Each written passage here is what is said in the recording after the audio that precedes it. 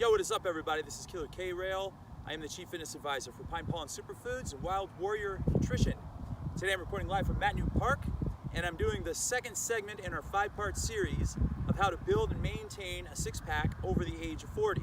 So to recap, in my first video, I talked about the importance of time-restricted eating and intermittent fasting and working out in a fasted state to try to help promote a faster accelerated fat loss throughout your whole body, because once you hit about 30 years old, your metabolism starts to slow down, and we can reverse all that by doing time-restricted eating and fasting. And remember, spot reduction is impossible, so you can't just do crunches and get rid of the fat on your stomach. You have to lose it throughout your whole body.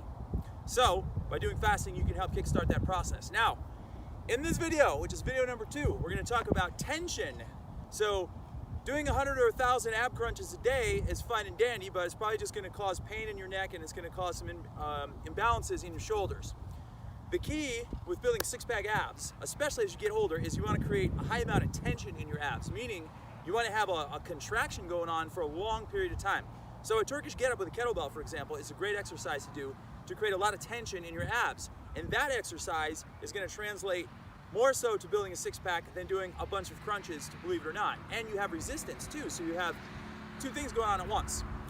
I'm not going to get too far ahead of myself with the resistance, because that's going to make an appearance later on in this video series. But I am going to tell you a little bit more about tension. So, holding a plank, for example, and all the plank variations are really good ways of creating tension. So, if we do a plank like this with our hands under our shoulders, we're creating a lot of tension. So if we hold this plank for 30 seconds, 45 seconds, 1 minute, 2 minutes, we're going to get a high amount of tension on our abs.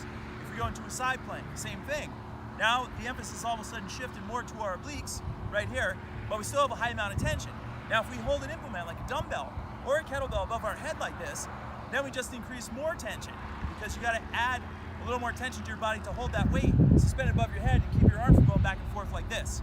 That's a really good trick of the trade. Now, I also like to do variations of the plank, such as one-arm planks, like so. This adds more tension than doing a plank like this.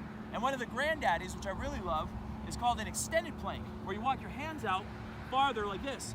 So right here, I am producing a huge amount of tension on my abdominal wall, as opposed to my hands being right here. And another plank variation that I really like is called the beast plank. So what we do is we put our hands right directly under our shoulders, our knees under our hips, and then we just simply lift our knees up off the ground.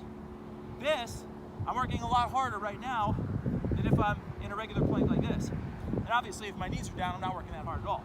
Now, another trick you can do is called a hard style plank. So you come on your forearms like this. So this plank is relatively easy because it's a modified plank. Now, if you take your hands and make fists, and then you pull your elbows in and pull your toes forward and lift your hips slightly and squeeze the pull-up out of your abs. Right now, I have a huge amount of tension on my rectus abdominis, which is the midsection of the abs. And I'm actually breathing heavy, if you can hear me. So, that right there is going to be your smoking gun when it comes to building a six-pack.